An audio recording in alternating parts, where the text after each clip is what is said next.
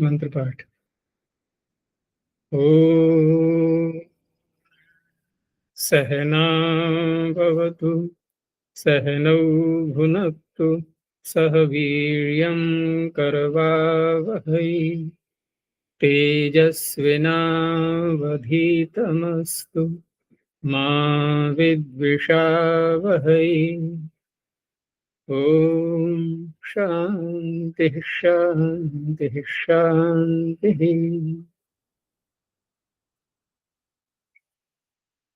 प्रारंभिक रचनात्मक कुंदी की चतुर्थ कक्षा।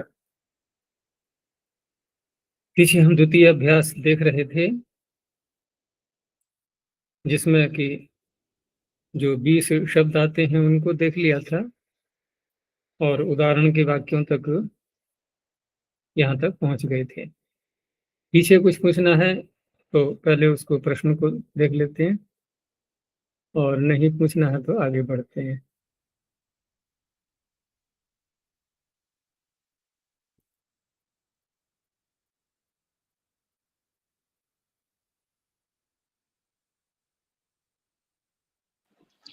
गुरुजी, मेरा प्रश्न था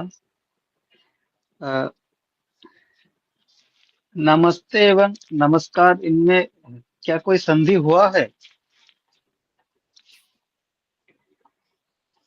संधि या समास? प्रश्न किस रूप में है? संधि के रूप में। संधि किसको कहते हैं? देखो, संधि का अर्थ होता है कि जहां पर हम दो वर्णों को परस्पर जोड़ते हैं, ये तो यौगिक अर्थ हो गया, ठीक है ना। दो वर्णों को परस्पर, क्योंकि ये इसी के रूप में इसका व्यवहार होता है। और मुख्य रूप से देखा जाए तो संधि का विषय कौन सा कहलाएगा फिर, जो अर्थ मैंने किया है उसके आधार पर कि एकः पूर्व परयो हो, यहाँ से जो अधिकार प्रारंभ होता है छठे अध्याय के प्रथम पाद में, एकः पूर्व परयो हो। क्योंकि इसके पहले जो सूत्र आते हैं, जैसे एको एणचि से प्रारंभ होता है जो, तो संधि विषय जो पुस्तक है उसमें एको एणचि आदि इनके भी विषय आए हुए हैं। 8वें अध्याय में जो एक एक वर्ण के स्थान पर जो परिवर्तन होते हैं वो भी विषय आए हुए हैं। तो ये तो साथ में ले लिए गए हैं, लेकिन यदि हम यौगिक अर्थ घटाते हैं मुख्य रूप से, तो पूर्व परयोः एकः, एक पूर्व वर्ण लिया, एक पर वर्ण लिया, ठीक है ना। ये प्रश्न पूछा किसने? जी हाँ, गिरधारी जी ने पूछा है। तो आप वीडियो खोल के रखा कीजिए, कैमरा ऑन करके। मैं उत्तर दे किसको रहा हूँ, थोड़ा चेहरा भी देखना होता है ना, खुला रखा कीजिए। टिप करके प्रश्न नहीं करते, खोल करके सामने आ करके। तो यहाँ एकः पूर्व परयो हो, पूर्व और पर, इसका अधिकार चल रहा है ना। जी वर्ण लिया और पर वर्ण लिया, दोनों के स्थान पर एक आदेश कर दिया। तो ये क्या हो गया, दो वर्णों के बोलने की अपेक्षा हमने दो वर्णों को न बोल करके एक वर्ण बोला, मिला दिया ना परस्पर। ये क्या हो गया, संधि। जैसे दो टुकड़े हैं रस्सी के और हमने गांठ लगा दी उसमें, तो पूर्व टुकड़ा भी जुड़ गया, पर टुकड़ा भी जुड़ गया, ठीक है ना। रस्सी की लंबाई भी थोड़ी कम हो गई क्योंकि वो गांठ लगाने में कुछ उपयोग में आ चुकी है। तो यहाँ पर भी दो वर्णों में से एक वर्ण कम हो गया। देखा जाए तो एक नया वर्ण जो आया है वो एक संख्या के रूप में आया है। अब क्योंकि ये तो यौगिक अर्थ वैसे हुआ है, लेकिन इसको थोड़ा और व्यापक करते हुए अब हम इसको और आगे बढ़ाते हैं। तो वहां एक वर्ण में भी यदि कोई परिवर्तन होता है, वो चाहे पूर्व वर्ण में हो परिवर्तन या पर वर्ण में हो, ठीक है ना। पर वर्ण में भी होता है पूर्व के कारण से, जैसे स्तोष नाशु आदि सूत्र लगाते हैं। तो पूर्व वर्ण में हो परिवर्तन या उत्तर वर्ण में हो, उसको भी संधि के अंतर्गत ले लिया गया है। तो उस दृष्टि से यहाँ देखेंगे तो नमस शब्द है, यहाँ कार शब्द है आगे, ठीक है ना। नमस और कार, अब यहाँ नमस के सकार को विसर्जनीय करेंगे और फिर सकार करेंगे, तो परिवर्तन तो हो रहे हैं ना यहाँ पर भी। इस तरह से संधि यहाँ कह सकते हैं। आपका प्रश्न क्या था कि यहाँ संधि हुई है या नहीं? हाँ हाँ। तो प्रश्न का आधार क्या है, एक बार और स्पष्ट करो फिर, जिससे मैं और खोल पाऊं। अब प्रश्न यही है, नमस्ते एवं नमस्कार इसमें संधि हुई है या नहीं, या फिर क्या तो संधि एक ही हुआ शब्द ये? में बन जाएगा, एक ही शब्द में प्रश्न बन जाएगा। या तो हम नमस्ते बोलें या नमस्कार बोलें। आप जो दो शब्द बोल रहे हैं, दो की आवश्यकता ही नहीं है, अगर संधि के विषय में प्रश्न है तो। हाँ, और अगर दोनों ये एक ही। प्रश्न है कि नमस्ते उपयुक्त है या नमस्कार उपयुक्त है, वो अलग अलग प्रश्न बनेगा। हाँ आपका प्रश्न संधि के रूप में है, तो संधि तो दोनों में प्रश्न बन जाएगा कि दोनों शब्दों में संधि हुई है कि नहीं। जी। तो आपका प्रश्न, आपकी अभिव्यक्ति थोड़ी अधूरी रही। आपको मुझे लग रहा है ऐसा पूछना है कि नमस्ते ठीक है या नमस्कार ठीक है, यही है ना? हाँ, ये भी है। नहीं, ये भी है नहीं। संधि के रूप में वो तो बात अलग हो गई, वो तो एक में ही संधि का प्रश्न का उत्तर आ जाएगा, दो शब्दों को बोलने की आवश्यकता ही नहीं है। तो लेकिन आप बात में देख लेना। तो इस तरह से यहाँ पर नमस्ते या नमस्कार दोनों में कौन सा उपयुक्त है, इस पर यदि विचार किया जाए तो प्रामाणिक रूप में हम पूर्व जो हमारे ऋषि मुनि हुए हैं, उनके आचरण को, उनके व्यवहार को देखते हैं, उन्होंने कैसे कैसे प्रयोग किया है या क्या बताया है।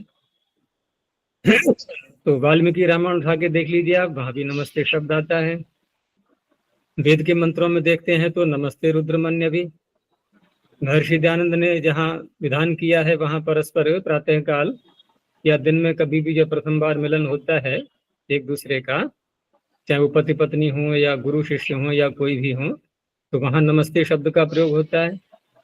अब रही बात कि इसमें अर्थ की दृष्टि से देखें तो क्या अंतर आएगा, तो नमस्कार एक भाववाचक शब्द वैसा हो गया कि नमन करना, बस। जैसे हमने कहा पठन, तो पठन का अर्थ हो गया पढ़ना। अब इसका प्रयोग कहाँ करेंगे हम, कि कहीं पठन हो रहा है, ठीक है ना, कहीं पठन रूपी क्रिया हो रही है, हमने पठन बोल दिया, पठन हो रहा है, भजन हो रहा है, हसन हो रहा है, शयन हो रहा है, इस तरह से क्रियाएं बोल दी हमने। ऐसे यहाँ भी अर्थ हो जाएगा कि नमन हो रहा है। अब नमन हो रहा है, कौन कर रहा है, किसको कर रहा है, ये तो कोई भाव इसमें आया नहीं। हमने बोला नमस्कार, हमने कह दिया शयन, तो शयन से क्या अर्थ निकलेगा? अब बोलने वाला सो रहा है, जिसको सुना रहे हैं वो सो रहा है, या कोई और शयन कर रहा है? कोई निश्चय हो पाएगा ऐसे शयन मात्र बोलने से? नहीं हुआ ना निश्चय। नहीं हो। पूर्ति के लिए, वाक्य पूर्ति के लिए, स्पष्टता के लिए हमें कुछ और जोड़ना होगा ना इसमें, कि देवदत्त शयन कर रहा है, ठीक है ना, इस तरह से बोला जाएगा ना। तो हमने कह दिया नमस्कार, बस नमन मात्र हो गया, कौन कर रहा है, किसको कर रहा है ना। और नमस्ते में सारी बातें आ गई, क्योंकि नमः और ते दो शब्द हैं इसमें। तो नमः अर्थात नमन, ठीक है ना, ते माने आपके लिए हो, संबोधन ये सामने वाले को बोलने के लिए जो ते शब्द है वो भी आ गया इसमें, पहली बात। दूसरी बात यह है कि नमस्ते, नमः शब्द के अनेक अर्थ होते हैं। नमः शब्द आशीर्वाद के लिए भी आता है, अन्न का बोधक भी होता है, ये अन्नवाचक भी है नमः शब्द। आप निघंटु में देखेंगे निरुक्त में, तो वहां अनेक अर्थों में नमः शब्द का जो प्रयोग किया गया है। तो यहाँ छोटा हो या बड़ा हो, ये नमः शब्द दोनों में घट जाता है। छोटे ने यदि कहा है बड़े से नमस्ते, कहते ही है परंपरा के अनुसार, छोटे पहले बोलेंगे, बड़े उसका उत्तर देंगे बाद में। लेकिन पहले बोलने में और उत्तर में दोनों में शब्द एक ही रहा नमस्ते, लेकिन अर्थ में अंतर आ जाएगा। पहले वाले जो नमस्ते कहा है कि आपके लिए नमन है, इनकी मैं नमन करने वाला हूँ, बोल रहा हूँ, आपके लिए नमन है। दूसरे ने कहा नमस्ते, ये आशीर्वाद के रूप में आ गया, आपके लिए नमः माने सुख, समृद्धि, यश, धन, वैभव, ठीक है ना, अन्न आदि ये सब प्राप्त हो। अब इसका ये भाव हो गया, क्योंकि बड़ा नमन नहीं करेगा, बड़ा जो नमन कर रहा है, झुकने का जो, झुकने की जो प्रक्रिया होती है विनम्रता वाली, वो छोटे में होती है बड़े के प्रति। बड़े का क्या है, वो एक आशीर्वाद के रूप में वाक्य बोलता है। तो ये नमस्ते में छोटे के लिए भी प्रयोग में आ गया ये, और बड़े के लिए भी प्रयोग में आ गया। बड़ा बोलेगा तो आशीर्वाद के रूप में होगा, शब्द वही है, ये बात जी। नमस्कार के अंतर्गत नहीं है। अब कोई प्रश्न और शेष है तो बोलो। गुरुजी यहाँ पे जैसे अभी आपने कहा कि नमस्ते में जैसे पहले इसका विसर्ग है, फिर विसर्जन या स्व से स्व करेंगे, तो जब वो तो आप स्व हो संधि ही पे आ रहा गए है ना तो अभी, हाँ अभी तो संधि पे ही। वो तो संधि पे आ गए अभी, शब्द का अर्थ आ गया जी समझ में। क्योंकि जी। आपने दो शब्द बोले थे ना, नमस्ते और नमस्कार, हाँ नमस्कार। तो संधि का निर्णय तो एक ही शब्द में हो जाएगा। दो शब्द हम्म। बोलने का तात्पर्य कि दोनों में अंतर क्या है, तो अंतर मैंने आपको बता दिया। जी। अब रही बात कि आप कह रहे हैं नमस में सकार तो पहले से ही है, तो हम क्यों हाँ। विसर्जनीय करें। हम्म। तो समुद्र में पानी पहले से ही होता है, वर्षा क्यों होती है वहां, आवश्यकता ही नहीं है। ठीक है ना, अच्छा। जहाँ बाढ़ आ रही होती है, जब वर्षा और आती है तो वहां भी गिरती है, और वहां एक तो पहले से ही बाढ़ आ रही है, लोग परेशान है जल से, और बरस गया। तो सूत्र कैसे होते हैं, पर्जन्य के समय। अच्छा। सूत्र यदि लग रहा है, उसका जो शर्त है वो पूरी हो रही है, वो अपना कार्य करेगा। तो यहाँ पर नमस के सकार को पहले रू होगा, ठीक है ना, उसके बाद फिर विसर्जनीय होगा, विसर्जनीय के बाद फिर सकार हो जाएगा, विसर्जनीय से सह, स्व से। ठीक है ना। ठीक। इस तरह से ये बनेगा शब्द। वहां ऐसा नहीं है कि पहले से ही सकार है तो हम क्यों सकार करें, हमारी मनमानी नहीं चलेगी। सूत्र यदि है तो लगाएंगे, नहीं है तो कोई बात नहीं। हाँ, यदि गलत शब्द बन रहा है सूत्र लगा करके कि पहले ऐसा था, सूत्र न लगाते तो अच्छा रहता, ये तो सूत्र लगाने से बिगड़ गया शब्द, तो बिगड़ा तो है नहीं, अब भी वैसा ही है। ठीक है, ठीक है। चलो बढ़े आगे, देखते हैं फिर वाक्य। जी। तो दूसरे अभ्यास में हमने युष्मत के जो शब्द देखे थे तीन, त्वम, युवाम, यूयम, तो उन्हीं का अब वाक्यों में प्रयोग दिखा रहे हैं कि तू पढ़ता है। ये पिछली कक्षा में मैंने बताया था कि हम जो इस प्रथम भाग में प्रारंभिक रचनानुवाद कौमुदी में जिन वाक्यों को बना रहे हैं, और ये आगे तक की बात है, पूरे 30 अभ्यास जो इसमें आएंगे, उन सब में जो वाक्य बनाए जा रहे हैं, ये वाक्य कौन से वाच्य में है निखिल, वाच्य कर्तृ की कर्तृ कर्तृवाच्य में कर्तृवाच्य। वाच्य कितने होते हैं, 3, कर्तृवाच्य, कर्मवाच्य और भाववाच्य। हाँ, तो 3 प्रकार से हम बोलते हैं इसको, कर्तृवाच्य, कर्मवाच्य, भाववाच्य। इसका तात्पर्य क्या होता है, इसका तात्पर्य है कि क्रिया जो बोली जा रही है उसके द्वारा वाच्य, बोलने योग्य, कहने योग्य, या तो कर्ता होगा अथवा कर्म होगा, या क्रिया स्वयं को भी कहेगी, उसे कहेंगे भाव। तो कर्तृवाच्य में जो बताया था मैंने कि क्रिया और कर्ता दोनों में एक रूपता रहती है, ठीक है ना। सामंजस्य जो बिठाएंगे हम, क्रिया का सामंजस्य किसी अन्य कारक के साथ में नहीं होगा कर्तृवाच्य में, क्रिया का सामंजस्य किसके साथ में होगा, कर्ता के साथ में। अब कर्ता यहाँ पर पीछे चर्चा हो चुकी है कि 3 प्रकार के जो शब्द बताए थे, एक युष्मत बताया था, एक अस्मत बताया था, और तीसरे प्रकार के में शेष कह करके बताया गया था कि सारे ही आ गए। तो सभी शब्दों के हमने 3 भाग कर दिए, 3 भागों में 2 भाग तो बहुत ही सरल है, युष्मत अस्मत एक एक ही है इनमें, शेष में अन्य सब आ गए। तो कर्ता के रूप में इन्हीं 3 वर्गों में से शब्द आएंगे, या तो युष्मत आएगा, या अस्मत आएगा, अथवा अन्य शब्द आएंगे शेष, ठीक है ना।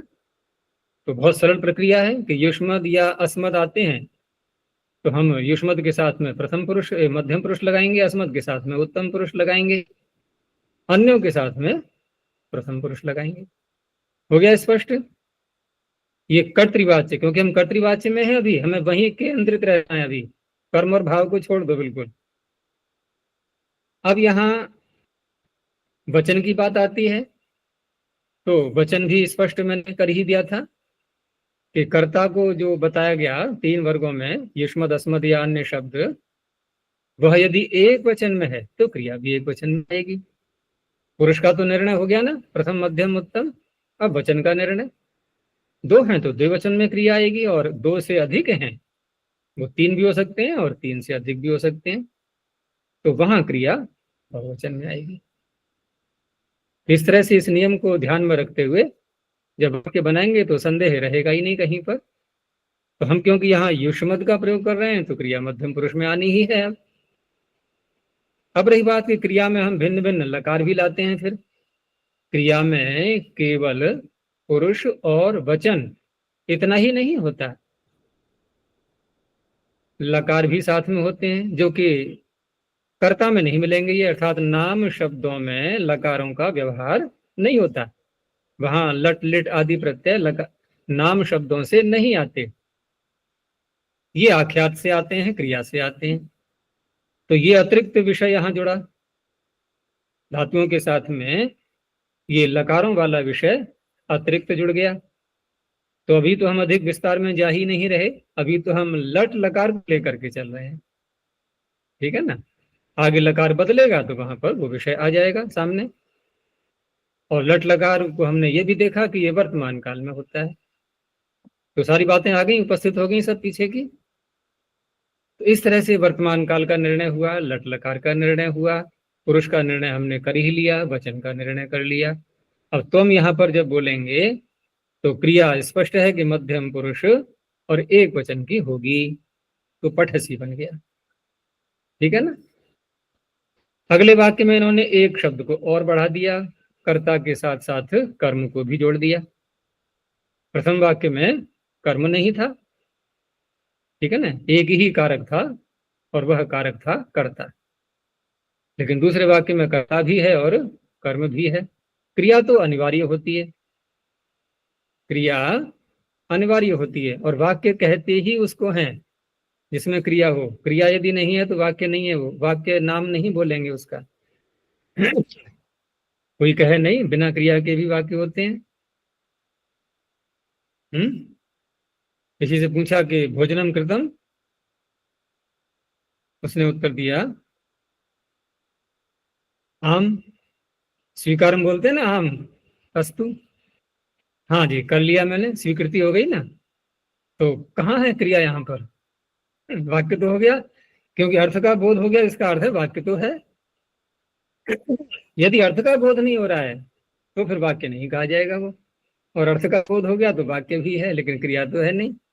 क्योंकि एक वाक्य आता है एक तिंग वाक्यम, बस एक धातु आ जाए उसमें तिंगंत, कोई भी वाक्य बन जाएगा। अगर दो तिंगंत आ रहे हैं तो दो वाक्य कहलाएंगे, वो तीन तिंगंत आ रहे हैं तीन वाक्य कहलाएंगे। लेकिन यहाँ तो एक भी तिंगंत नहीं है, आम शब्द कह करके बात पूरी हो गई। तो वहां पर तिंगंत छिपा हुआ रहता है, अंतर्निहित, ठीक है ना। अर्थ की दृष्टि से देखेंगे तो उत्तर देने वाले ने क्या कहना चाहा है कि आम मया भोजनम कृतम, यही तो भाव छिपा हुआ है। तो बहुत सी बातें अंडरस्टूड रहती हैं, तो यहाँ पर भी क्रिया कैसी है, अंडरस्टूड है, उसको अंतर्निहित माना जाएगा। तो मुख्य जो होता है कि तिंगंत यदि पद आ गया है तो वाक्य बन चुका है, और तिंगंत आवश्यक होता है। और बहुत से ऐसे वाक्य मिलेंगे कि जहां पर कोई कारक नहीं है, केवल क्रिया से वाक्य बन गया।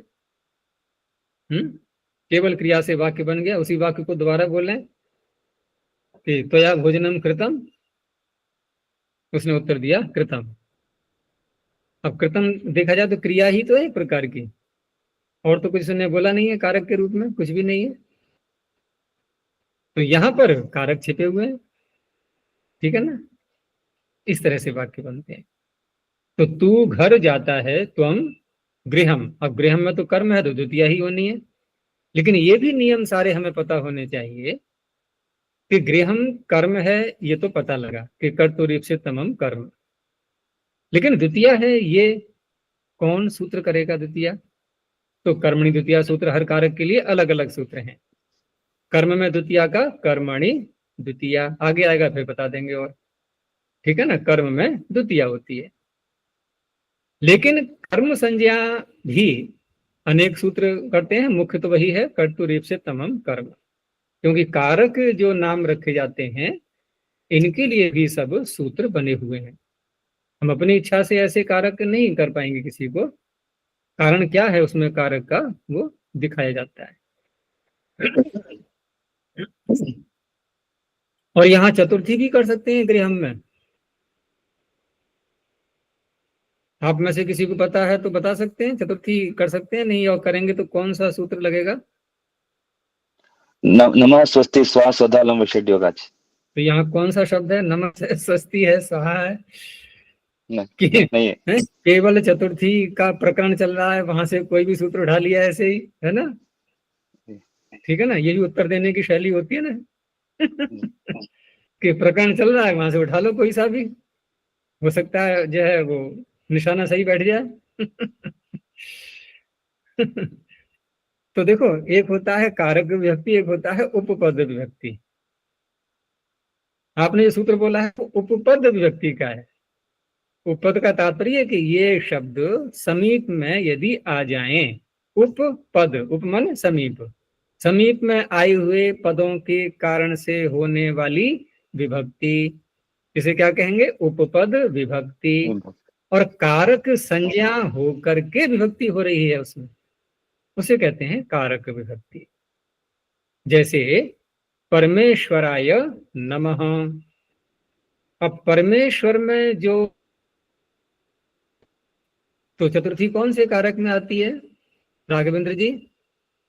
चतुर्थी कौन जी। सा, चतुर्थी विभक्ति कौन से हाँ। कारक में आती है?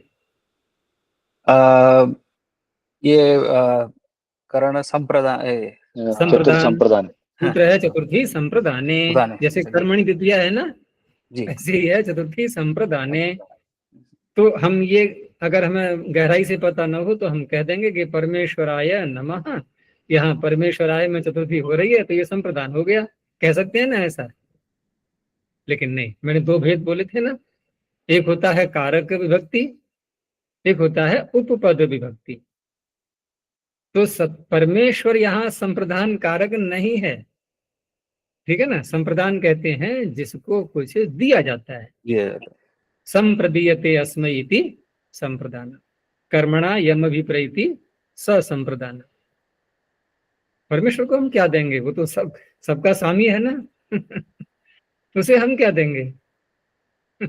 उससे तो लेना ही लेना है ना जीवन भर, ठीक है ना? समाज में हम व्यवहार करते हैं तो देते हैं तो लेते हैं, दोनों बातें चलती रहती है एक दूसरे को, है ना? देना और लेना, दे ही में ददानी ते, भाई आप मुझे दो मैं आपको देता हूं। लेकिन परमेश्वर के साथ में कुछ नहीं। लेना ही लेना है, दे ही दे ही दे ही है। अन्न पते अन्न से नो दे ही, बस मांगा ही जा रहा है लगातार।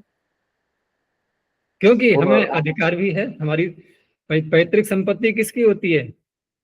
पुत्र की होती है ना, और हम उसके पुत्र हैं तो हमारा अधिकार है कि नहीं है? जन्म सिद्ध। अपनी पैतृक संपत्ति पर अधिकार है। ईश्वर कहता है, वो खुद कहता है मांगो मुझसे। ऐसा नहीं है मांग करके हम जो है कोई गलत कार्य कर रहे हैं, स्वयं उसने आदेश दिया है मुझसे मांगो, मुझसे याचना करो, क्योंकि मंत्र उसी ने तो बनाई याचना करने के। तो जब मंत्र उसने बनाए तो फिर वही तो कह रहा है हमसे याचना करने के लिए। तो परमेश्वराय में जो चतुर्थी का प्रयोग हो रहा है ये संप्रदान के कारण से नहीं है, ये नमस शब्द के निकट में, उप में, समीप में, उपपद समीप में आने के कारण से है। उसके लिए सूत्र था वो नमः स्वस्ति स्वाहा सूत्र, वहां जाकर के लगेगा। लेकिन यहां जैसे यदि हम कहें कि तू घर जाता है तो गृहम तो बोल ही दिया हमने, कोई बात नहीं, ठीक है। लेकिन गृहाय ऐसा भी कह सकते हैं, तो उसका सूत्र अलग से है कि गत्यर्थ कर्मणि, कर्म तो है ये, कर्म का विरोध नहीं हो रहा है। घर शब्द, गृह शब्द यहाँ कर्म ही है, कर्तुरीप से तमम कर्म। लेकिन कर्म में क्योंकि द्वितीया कर दी गई है, चतुर्थी कैसे करेंगे? तो कोई अन्य सूत्र बनाना पड़ेगा ना। तो सूत्र कहता है गत्यर्थ कर्मणि द्वितीया चतुर्थ्यौ, द्वितीया भी हो जाती है, चतुर्थी भी हो जाती है। गत्यर्थक धातु के कर्म में, कर्म का निषेध नहीं कर रहे हैं वो कि चतुर्थी हो गई तो संप्रदान कहने लगे हम, ऐसा नहीं, रहेगा तो कर्म ही। लेकिन चतुर्थी का भी विधान मिलता है। सूत्र याद आ रहा है? नहीं, पूरा करो सूत्र। गत्यर्थ कर्मणि, नहीं आया ध्यान? गत्यर्थ कर्म विद्या चतुर्थो, चेष्टायाम अनुध्वनि। चतुर्थ्यौ के आगे चेष्टायाम अनुध्वनि। तो ये सूत्र है। आचार्य जी प्रश्न पूछ सकते हैं? एक संदेह आया है थोड़ा, मतलब ये जब कस्मै देवाय हविषा विधेम जब हम बोलते हैं तो उसमें देवाय हविषा विधेम उसमें क्या भाव है? हाँ देखो, वो विषय थोड़ा और व्यापक हो जाएगा अभी, क्योंकि वैदिक हम उदाहरण यदि लाएंगे तो वैदिक नियम कुछ और भी होते हैं विस्तार से। जी जी। और वो विषय फिर बहुत बड़ा बन जाएगा। यहाँ पर आगे प्रसंग आएगा कोई तो मैं उसको भी ले लूंगा, ठीक है ना? अभी अधिक विस्तार में नहीं जाते हम। जी जी। तो तू घर जाता है, त्वम गृहम गच्छसि। अभी हम द्वितीय ही रखेंगे, चतुर्थी का भी प्रयोग नहीं करते। आगे है तू हंसता है, यहाँ कोई भी कर्म नहीं है तो त्वम हससि। और वैसे भी हस धातु कैसी है? ये धातुओं के भी भेद होते हैं ना। देखो, धातुओं के भेदों में दो भेद तो बहुत ही आवश्यक हैं समझना। जैसे परस्मी पद की धातु है या आत्मनेपद पद की धातु है या उभय पद की है, एक तो ये जानकारी हमें होनी चाहिए। दूसरा होता है कि धातु सकर्मक है अथवा अकर्मक है, कर्म उसका बन सकता है या नहीं, संभव है या नहीं। एक तीसरी चीज और भी है जो धातुओं के साथ जुड़ती है कि धातु सेठ है या अनिट है। तो सेठ अनिट की पहचान और परस्मी पद आत्मनेपद की पहचान ये धातु पाठ से हो जाती है। क्या बोला मैंने? सेठ है या अनिट है इसकी पहचान, और प्रत्यय परस्मी पद के आएंगे या आत्मनेपद के आएंगे या दोनों प्रकार के आएंगे, इनका पता हमें धातु पाठ में यदि हमने कंठस्थ किया हुआ है तो उसी से पता लग जाएगा। थोड़ा और विस्तार से बताऊं इसमें अभी हैं? जी संक्षेप ಸ್ವಲ್ಪ ये अच्छा रहेगा। हाँ थोड़ा तो देखो, जैसे हम उदाहरण के लिए दो तीन धातुएं ले लेते हैं। जैसे प्रारंभ में हमने भू धातु ले ली, क्योंकि प्रारंभ यहीं से होता है, भू सप्तायाम। तो यहां पर आत्मनेपद और परस्मी पद, इनका तो परिचायक कोई संकेत इसमें नहीं है, इसलिए वहां पर पाणिनि को कहना हुआ प्रारंभ में ही अथैकः परस्मै भाषः, ठीक है ना? उसके साथ में अलग से ये शब्द बोला गया कि ये धातु परस्मी पद की है। क्यों? क्योंकि वहां परस्मी पद के लिए कोई संकेत नहीं दिख रहा है धातु के अंदर। लेकिन सेठ और अनिट, इनकी पहचान के लिए संकेत उसमें प्रत्येक धातु में दिया हुआ होता है। अब इसको हम इस रूप में लेंगे कि धातुओं में अनुबंध होते हैं। जैसे भू सत्तायाम के आगे वाली धातु ले लो, अगर किसी को ध्यान है, बोलो कौन सी है? ये तो वृद्धौ। देव को तो याद है सारा, लेकिन जिसको सारा याद है वो मत बोलना जिसको कम याद है वो बोलना तो मैं जब कभी प्रारंभ में जब पढ़ता था कक्षाओं में, तो वहां पर अध्यापकों को पता था कि भाई इनको बहुत कुछ पहले से ही याद है, तो मुझे पहले ही संकेत करते थे कि देखो हम प्रश्न करेंगे, आपको उत्तर नहीं देना है, ठीक है ना? तो मुझे शांत बैठना पड़ता था वहां पर। तो यहाँ भी अगर किसी को पूरा याद है, कंठस्थ है, तो वही उत्तर देगा, तो औरों को अवसर नहीं मिलेगा। इसे जिनको कच्चा याद है वो उत्तर देंगे तो उनका पक्का हो जाएगा, ठीक है ना? लाभ तो होना चाहिए ना थोड़ा बहुत। तो भ्रू के आगे है एध वृद्धौ। अब देखो यहाँ पर धातु में प्रायः आप देखोगे दो स्वर मिलेंगे। स्वर तो समझ में आ रहा है ना? अच, दो मिलेंगे। भू में तो एक ही था, लेकिन प्रायः इसीलिए बोला मैंने, कहीं नहीं भी हो सकता है। लेकिन ऐसी धातु एक भी नहीं मिलेगी जहां एक भी स्वर न हो तो उसको बोला कैसे जाएगा? उच्चारण ही नहीं होगा, केवल व्यंजन का उच्चारण नहीं होता। तो दो स्वर अवश्य होंगे। अब दो स्वर यदि होंगे तो वहां एक हटेगा, एक रहेगा। क्या कौन सा हटेगा इसमें एध में और कौन सा रहेगा? धकार धकार में हटेगा। देखो कार अगर लगा दिया है तो देखा करो, अब आप वैयाकरण की कोटि में आ रहे हो तो भाषा हमारी परिष्कृत होनी चाहिए। कार का तात्पर्य होता है एक वर्ण। आपने कहा धकार, तो धकार का क्या क्या कहना चाह रहे थे? बारह वाक्य बोलो, धकार ही बोलना, वाक्य पूरा करो। धकार में निहित स्वर हटेगा। धकार में निहित स्वर। धकार का अर्थ क्या हो गया राघवेंद्र जी, ध्यान आ रहा है? धकार का अर्थ हो गया केवल ध। तो जब केवल एक ही वर्ण है धकार, तो उसमें और दूसरा निहित कैसे आ जाएगा? तो वाक्य को शुद्ध करो। ध में कार नहीं बोलेंगे, अब कार नहीं लगाएंगे। ध में निहित अकार, धकार बोल दिया फिर तो आपने अकेला ध ही तो लिया है। फिर एक वर्ण में दूसरा वर्ण कभी नहीं होता है, प्रत्येक वर्ण स्वतंत्र है। एक जीवात्मा में दूसरा जीवात्मा घुस जाएगा क्या? नहीं। और अगर घुस जाए तो फिर ये वो तो एक बन जाएगा मिलकर के, फिर ये संख्या 63 कैसे पूरी होगी? यानी कि 63 इकाइयां हैं ये, और इकाई तो इकाई ही होती है, उसमें दूसरी वस्तु कैसे प्रवेश कर जाएगी? नहीं कर सकती ना। तो वर्ण स्वतंत्र होता है, अकेला होता है, उसमें न वो दूसरे में कभी घुसता है न उसमें कोई घुसता है। तो इस तरह से ध में निहित आकार हटेगा और एध में जो ए है ये रहेगा। बस इन्हीं दोनों से निर्णय हो जाएगा किन दो बातों का, कि धातु परस्मी पद की है या आत्मने पद की है, अथवा सेठ है या अनिट है। अब कैसे निर्णय करेंगे? तो वहां देखो धातु पाठ में जब ये कुछ धातुएं जो इकट्ठी दे देते हैं, उसके अंत में एक वाक्य आता है, उसमें इत्युदात्ता उदात्तेतः ऐसे बोलेंगे, अथवा इत्युदात्ता अनुदात्तेतः ऐसे बोलेंगे, अथवा इत्युदात्ता स्वरितेतः ऐसे बोलेंगे। अब और प्रकार से बोल रहा हूं मैं कि इत्यनुदात्ता, ठीक है ना, उदात्तेतः, इति उदात्ता उदात्तेतः, अथवा इत्युदात्ता स्वरितेतः। ये अलग अलग प्रकार के वाक्य आते हैं, ठीक है ना। कहां पर? कुछ धातुओं को बोल करके फिर अंत में देते हैं। तो अलग अलग उन्होंने खंड बना दिए हैं, ठीक है ना, थोड़ा थोड़ा भाग लेकर के।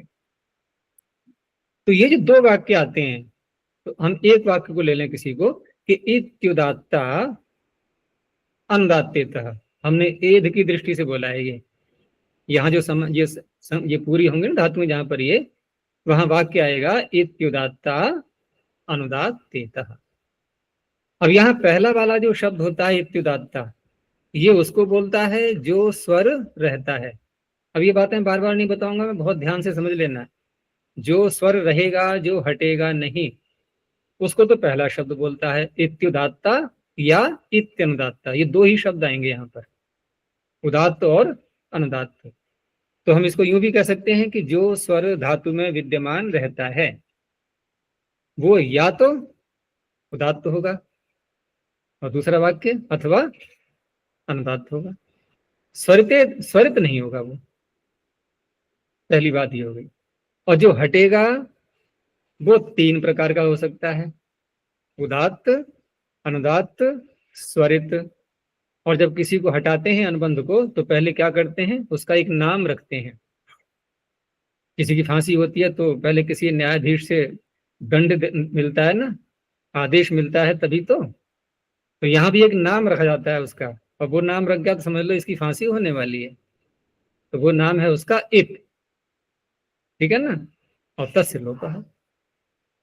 तो यहाँ यदि इत नाम है उसका उदात्त का, तो कहेंगे उदात्तेत, उदात्त इत, उदात्तेत। अनुदात्त का इत नाम है तो अनुदात्तेत, स्वरित का इत नाम है तो स्वरितेत, ठीक है ना। और जो शब्द पहले बोला था हमने इत्युदात्ता या इत्यनुदात्ता, वहां तो इत नहीं जुड़ा हुआ है ना, क्योंकि वो स्वर तो रहेगा, वो नहीं जाएगा। तो एध में ए रहेगा, तो इसके लिए क्या कहा गया, उदात्त है ये। और जो हटेगा ध में और, इसके लिए कहा गया अनुदात्त, ठीक है ना, और साथ में इतनाम भी हो गया। तो ये हटेगा अनुदात्ते। तो धातु कैसी हो गई? अनुदात्ते, अर्थात जिसमें अनुदात्त इत संज्ञक बैठा हुआ है वो हटेगा। अब ऐसा कह करके अब अन्य जो सूत्र हैं वो ये निर्णय करते हैं यदि अनुदात्त है तो उसका अर्थ क्या होगा। तो सूत्र आ गया अनुदात्त ङित आत्मनेपदम। अगर अनुदात्त इत संज्ञक है किसी धातु के अंदर कोई वर्ण तो उससे आत्मनेपद के प्रत्यय आएंगे। हो गया निर्णय। और जो रह गया है स्वर वो ये निर्णय कराता है कि यदि कहीं पर इड आगम के सूत्र लगेंगे, इड आगम करने के लिए इड आगम प्रत्ययों को होता है, तो वहां इड आगम हो सकता है या नहीं। तो जिन धातुओं में विद्यमान स्वर जो रहता है वह स्वर यदि उदात्त है तो वहां इडागम यदि होगा तो उसको रोकेगा नहीं कोई भी, वो हो जाएगा। और यदि वह स्वर अनुदात्त है तो इडागम नहीं होता। हो गया निर्णय।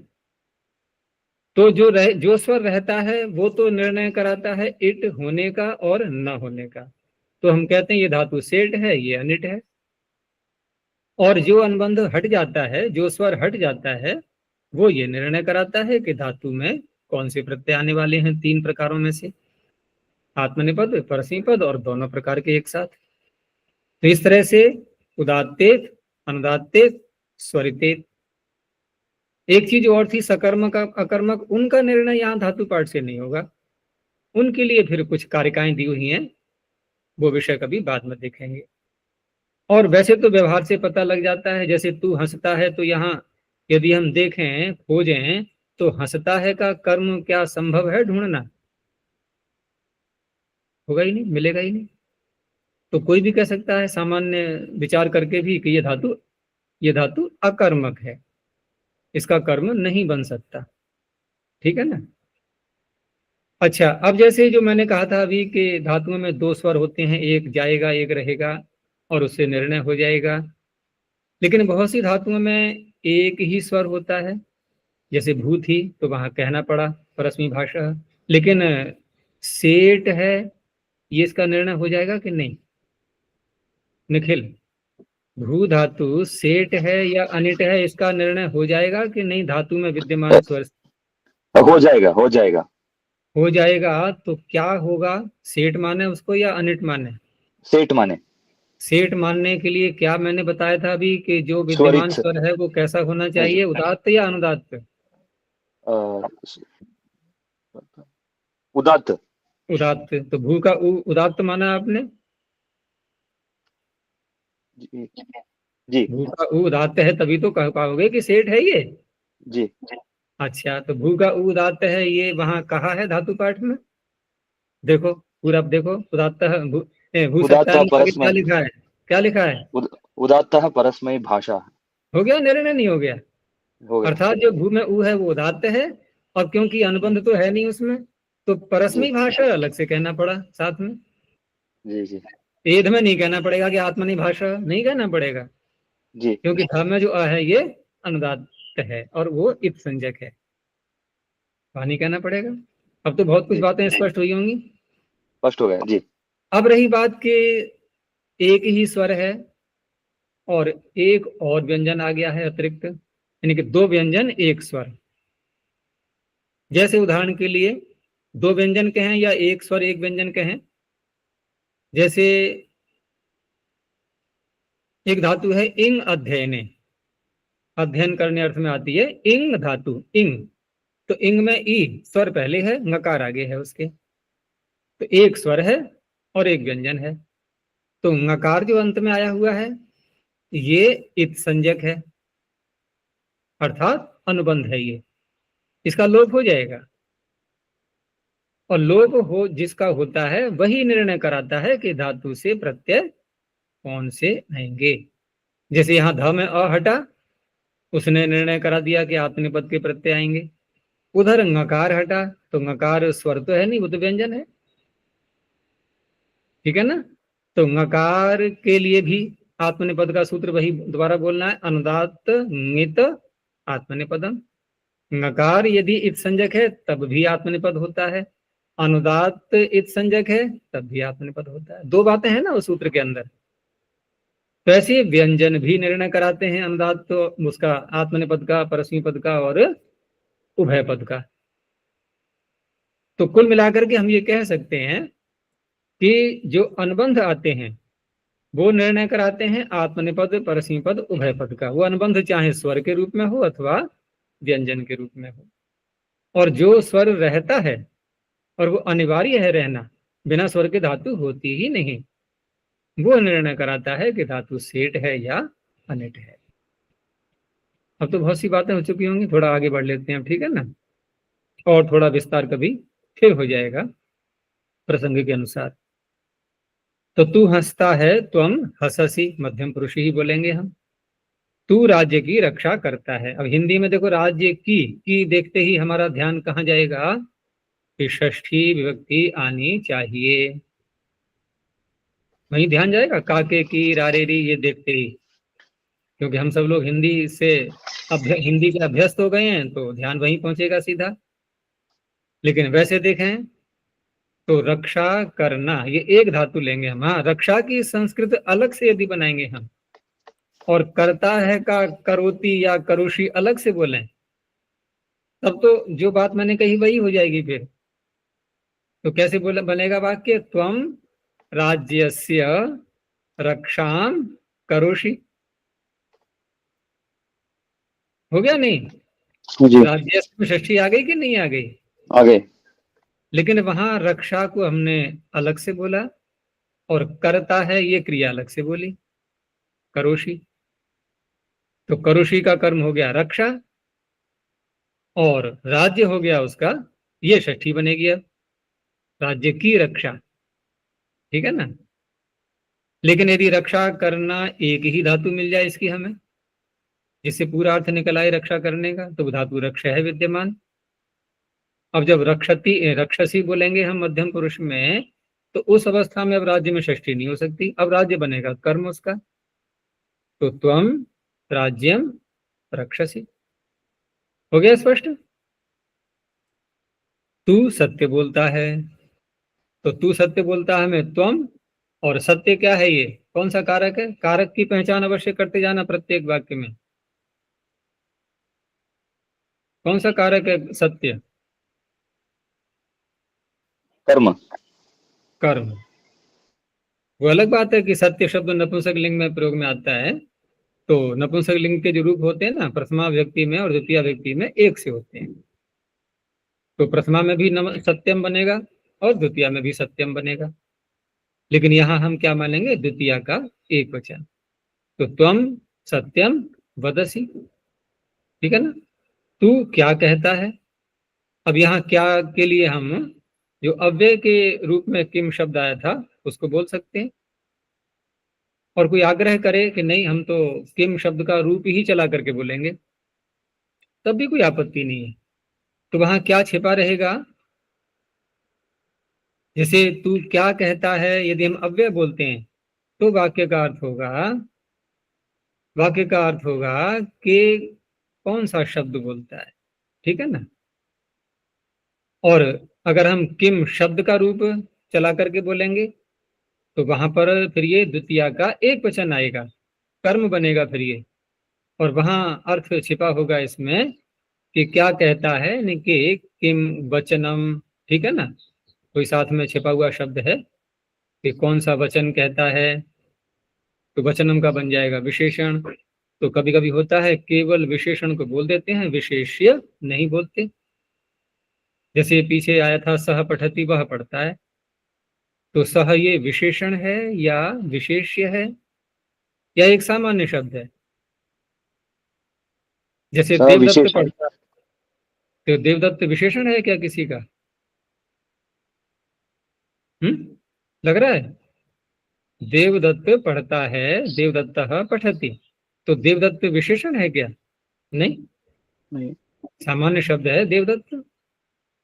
और सह पठति, ये सह शब्द, ये मैंने बताया था पीछे, ध्यान होगा कि सर्वनाम शब्द सदा विशेषण बनते हैं। तो सह पठती में विशेषण तो बोल दिया हमने, विशेष्य है यहाँ पर नहीं है, लेकिन छिपा हुआ तो है। वक्ता सह कह करके किसी व्यक्ति की ओर संकेत कर रहा है या नहीं कि वह पढ़ता है। अब हाँ, वक्ता और श्रोता दोनों को पता है पहले से कि किसको कहा जा रहा है। अगर श्रोता को न पता हो तो प्रश्न कर सकता है ना कि आपने वह तो कह दिया, ये कौन है? वह बालक है, कोई बड़ी आयु का है, कौन है ये? सह तो बताना पड़ेगा ना। तो कभी कभी केवल विशेषण भी बोल सकते हैं। वैसे ही किम शब्द यहाँ विशेषण के रूप में आएगा तो किम शब्द का रूप होगा, और अव्यय के रूप में आएगा तो किम अलग से है ही अव्यय, केवल प्रश्न के रूप में बस। तो त्वम किम अब कहता है, वैसे धातु अलग से आने वाली है इसकी, चुरादी गण में आगे चल करके प्रयोग कर सकते हैं उसका, लेकिन यहाँ जो कहता है शब्द बोला है इन्होंने क्रिया, तो यहाँ क्या बताना चाह रहे हैं? ये वद धातु का प्रयोग। अभी इन्होंने कथ का नाम नहीं लिया है, यद्यपि कथयसी ऐसे कह सकते हैं, अशुद्ध नहीं है वो भी, लेकिन यहाँ क्योंकि अभी कथ की चर्चा नहीं की गई है, वो चुरादी गण में आती है धातु, आगे आएंगे वो भी, यहाँ वद को ही लेना है हमें। तो त्वम किम वदसी हो गया। आगे है तू ईश्वर को नमस्कार करता है। तो ईश्वर यहाँ कौन सा कारक है निखिल? कर्म कर्म कारक। कर्म है तो द्वितीय आ जाएगी, ईश्वरम। और नमस्कार करता है, इसको एक ही क्रिया के अंदर ले लेंगे हम, नमस्कार की अलग से नहीं बनाएंगे और करोति अलग से नहीं बोलेंगे। तो नम धातु अकेली इस अर्थ को बोलने वाली है, और नम इन्होंने दे भी दिया है। देखो इधर इधर से मिलान करते हुए ये प्रयोग वाक्य बनाते हैं। ये पीछे बता दिया है ना कि नम धातु, तो नमसी त्वम ईश्वरम नमसी, ठीक है ना। तू पुस्तक पढ़ता है, त्वम पुस्तकम पठसी, ये तो सरल हो गया। और तू कहाँ जाता है, तो कहाँ के लिए अव्यय बोला जाएगा? कुत्र। और कुत्र का तात्पर्य यहाँ पर वो कुछ भी हो सकता है, कस्मिन स्थाने, ठीक है ना, या कस्मिन विद्यालय, जहां भी प्रसंगवश प्रश्न के रूप में कहाँ के लिए आ रहा है। तो त्वम कुत्र गच्छसि, तू आज क्या पढ़ रहा है? तो आज के लिए भी अव्यय का प्रयोग होता है अद्य। अद्य का अर्थ होता है अस्मिन दिवसे, इस दिन यानी कि आज। तो त्वम अद्य, और क्या, क्या के लिए फिर अव्यय का प्रयोग कर लेंगे किम, और पठ का हो जाएगा पठसी। त्वम अद्य किम पठसी। अगला वाक्य है जब तू आता है तब वह भोजन पकाता है। तो जब और तब इनके लिए अव्ययों का प्रयोग किया गया है, ठीक है ना, इनके लिए अव्ययों का प्रयोग हो जाएगा। तो जब की क्या संस्कृत है? यदा। यदा त्वम आगच्छसि, ठीक है ना, जब तू आता है तब वह भोजन पकाता है। तो तदा, अब सह के आगे विसर्ग बोले जाएंगे या नहीं? नहीं बोला जाएगा, क्योंकि हल आगे आ रहा है भकार, भोजनम। तो स, तदा स भोजनम। अब पच धातु कौन से पुरुष में आएगी राघवेंद्र जी, कौन से पुरुष में आएगी? मध्यम पुरुष, मध्यम पुरुष में। तो हाँ। कर्ता को देखो, इसका कर्ता कौन है? पच धातु का कर्ता युष्मद है क्या? तब वो युष्मद है या... नहीं उत्तम, इसमें आएगा, उत्तम पुरुष में आएगा जी। तो उत्तम पुरुष में तब आएगी जबकि अस्मद कर्ता हो। तो वह सह जब तो आता तो है, तद शब्द का रूप है ना ये। हाँ, ये तद शब्द का रूप है, न तो युष्मद है ये, न ही अस्मद है। तो ये आ गया शेष में, शेष में आ गया, इसलिए प्रथम पुरुष आएगा पचती। हाँ पचती। नहीं वो पद थोड़ा सा ये हो गया भ्रम, मतलब मन में वही था। नहीं, हो जाएगा, अभ्यास हो जाएगा। हाँ, तो यदा त्वम आगच्छसि, अब आगच्छसि में हमने मध्यम पुरुष बोला क्योंकि इसका करता है युष्मद त्वम, और तदा स भोजनम पचति, वहां प्रथम पुरुष बोला क्योंकि उसका करता है सह यानी कि तद शब्द, और भोजन कर्म हो गया वहां, भोजनम पचति, इसमें द्वितीय आ जाएगी। तू अब पुस्तक पढ़ रहा है, अब रहा शब्द को देख करके हमें काल की भ्रांति नहीं रखनी है, वर्तमान काल ही है ये, तो लट लकार ही बोलना है। तो त्वम, अब की संस्कृत में इदानीम शब्द भी आता है, आगे और भी आएगा, एक अधुना भी आ सकता है, कुछ बढ़ेंगे शब्द धीरे धीरे, एक संप्रति शब्द भी आता है, ये सब अब के अर्थ में है।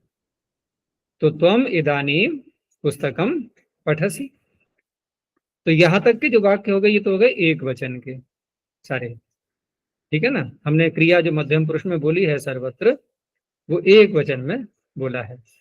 अब द्विवचन का प्रारंभ किया इन्होंने ख के अंतर्गत कि तुम दोनों कब पुस्तकें पढ़ते हो।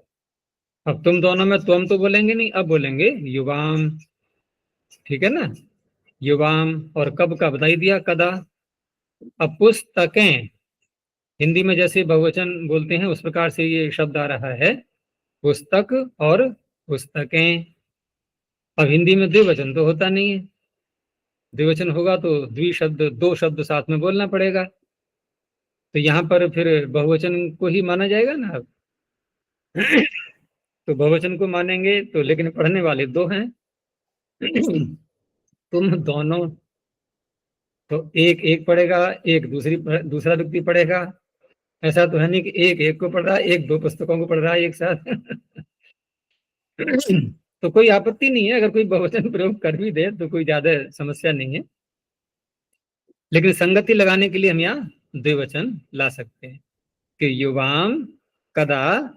अब द्विवचन में क्या बनेगा पुस्तक का, पुस्तके, पुस्तके। अब धातु भी यानी क्रिया भी वैसे ही आनी है, तो क्रिया मध्यम पुरुष का कौन सा वचन आएगा अब, थस, अब द्विवचन आएगा, थस प्रत्यय, पठथः, बदल गया ना। तो युवाम कदा पुस्तके पठथः, तुम दोनों सत्य बोलते हो। तुम दोनों का तो युवाम बनी ही जाएगा, और सत्य हो गया कर्म के रूप में, द्वितीय का एक वचन, नपुंसकलिंग का शब्द है। और वद में भी यहाँ पर अब मध्यम पुरुष का द्विवचन आएगा, थस प्रत्यय वदथः, तो युवाम सत्यम वदथः। कोई कठिनाई तो नहीं आ रही है शब्द संरचना में, बहुत सरल लगेगा आपको।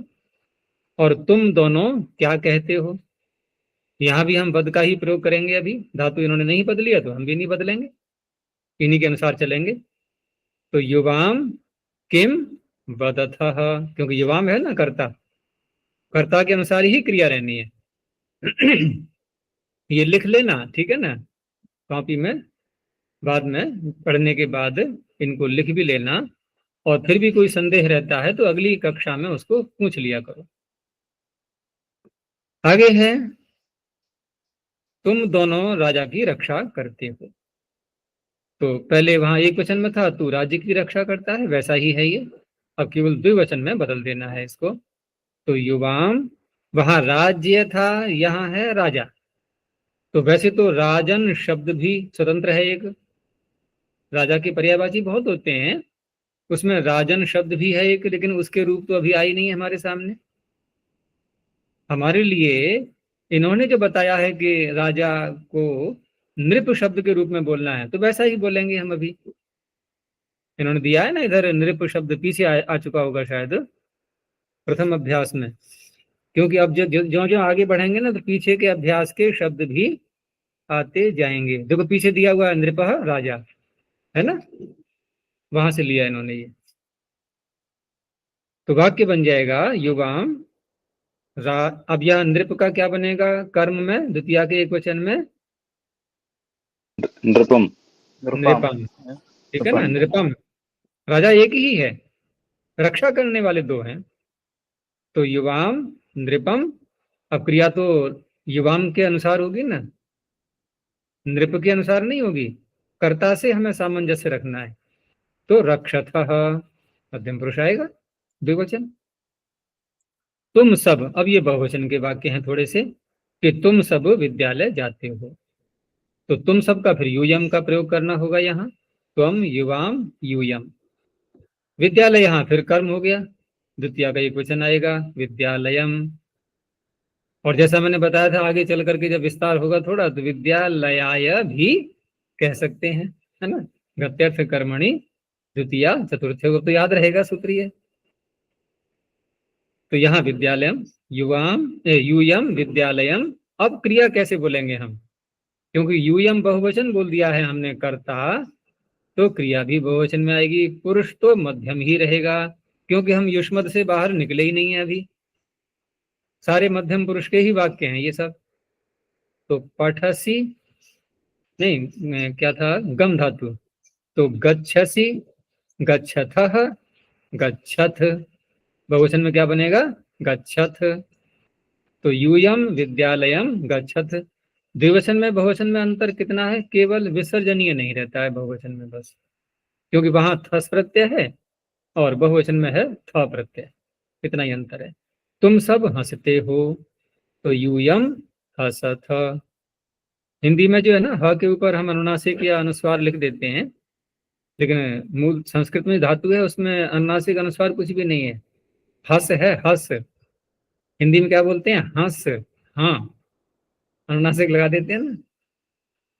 तो हंसते हो का अब कोई संस्कृत लिखे तो हंसत, वहां भी अनुनासिक लगा दे, वो ठीक नहीं है, हसत। तुम सब कब पुस्तकें पढ़ते हो, तो तुम सबका तो यूजम हो ही गया, और कब का अव्यय आ जाएगा, कदा। अब पुस्तकें यहां हम पुस्तकानी कह सकते हैं, क्योंकि तुम सब बहुत हो गए तो पुस्तकें बहुत हो गई। तो पुस्तकम पुस्तके पुस्तकानी, तो पुस्तकानी में कौन सी विभक्ति है राघवेंद्र जी? अ,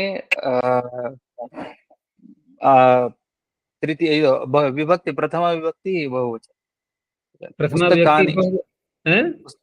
पुस्तकानि, हाँ, पुस्तकों को पुस्तकानि पठ, द्वितीया बहु, हाँ, द्वितीया द्वितीय बहुवचन, बहुवचन है, द्वितीया क्योंकि बहुवचन। प्रथमा का बहुवचन मानेंगे तो वो तो कर्ता जी बन जी गई जी पुस्तक। जी जी जी जी, द्वितीया बहुवचन। पुस्तकें नहीं पढ़ रही हैं किसी को, जी है ना, पुस्तकें नहीं पढ़ जी रही हैं किसी को, जी पुस्तकें तो पढ़ी जा रही हैं, तो कर्म हुआ, ये कर्म होगा तो कर्मणि द्वितीया। जी अब क्योंकि पुस्तक नपुंसकलिंग का है तो रूप होते हैं एक से, प्रथमा का बहुवचन भी पुस्तकानी बनेगा और द्वितीया का बहुवचन भी पुस्तकानी बनेगा। तो ये हमें ध्यान रखना है इस बात का। तो पुस्तकानी पठथ, यूयम कदा पुस्तकानी पठथ। पठत। और तुम सब अब कहाँ जाते हो, तो यूयम और अब का फिर वही इदानीम शब्द ही सिखाया है इन्होंने, अभी वही हमें बोलना है, आगे बढ़ा देंगे ये तो हम भी बढ़ा हुआ बोल लेंगे। तो यूयम इदानीम कुत्र, अब गम धातु का भी मध्यम पुरुष का बहुवचन गच्छथ। बस इस तरह से ये वाक्य बनेंगे। आगे अशुद्ध शुद्ध है, ये आप खुद भी देख सकते हो, इसमें कोई विशेष नहीं है, इतनी जानकारी होने के बाद बहुत सरलता से शुद्धि अशुद्धि पकड़ सकते हो। जैसे तुम राजस्य, तो राज्य का इन्होंने राजस्य कर दिया है, ये तो बनेगा ही नहीं, तो राज्यम। ऐसे ही युवाम के साथ में इन्होंने पठसी बोल दिया है, पुस्तक भी एक रखी है, तो यद्यपि हम द्विवचन भी ला सकते हैं, या इन्होंने बहुवचन दिखा दिया है पुस्तक में शुद्ध करके उसको। नहीं तो शुद्ध तो पूरा जब बनेगा कि पुस्तकें भी दो ही रखे हैं हम, जो दो लोग हैं, तो युवाम पुस्तके पठतः, इस तरह से। ऐसे ही यूयम विद्यालयम, अब यूयम के साथ में और क्रिया कैसे बोली गई है, गच्छथः, तो ये द्विवचन की आ गई ना, यूयम बहुवचन है, तो विसर्जनीय को हटा दो, बहुवचन बन जाएगा गच्छथ। और यूयम हसंत, यहाँ पुरुष बदल दिया है इन्होंने, तो मध्यम पुरुष का बहुवचन लाना है, प्रथम पुरुष का नहीं, तो यूयम हसथ। ठीक है, तो आज का इतना ही रखते हैं, अब तीसरा अभ्यास चलाएंगे आगे, और खूब अच्छी तरीके से आप लोग समझते जाओ विषय को, और प्रश्न करने में कोई संकोच नहीं करना, और विषय के अंतर्गत ही रहना है हमको। जैसे अभी अनुवाद का विषय चल रहा है, वाक्य संरचना, तो इसी के अंतर्गत रहना है। अन्य बाहर के प्रश्न जहां तक बच सकते हैं बचेंगे उससे अभी, क्योंकि फिर विस्तार तो बहुत हो जाता है, हम किसी विषय को लेकर के अपनी कक्षा चला रहे हैं और बात कहीं से कहीं पहुंच जाएगी, बाहर बाहर तो बहुत कुछ विषय है, फिर कहाँ कहाँ जाएंगे हम। तो हमें विषय के अंतर्गत ही प्रश्नों को रखना है, ठीक है ना। चलिए, प्रणव ध्वनि। ओ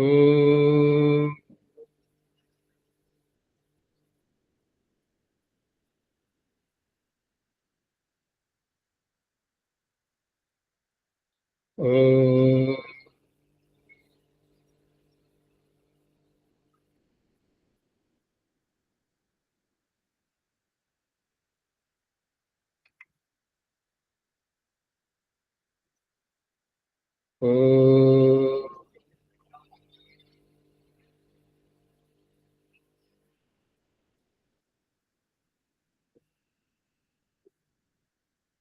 शांति शांति शांति।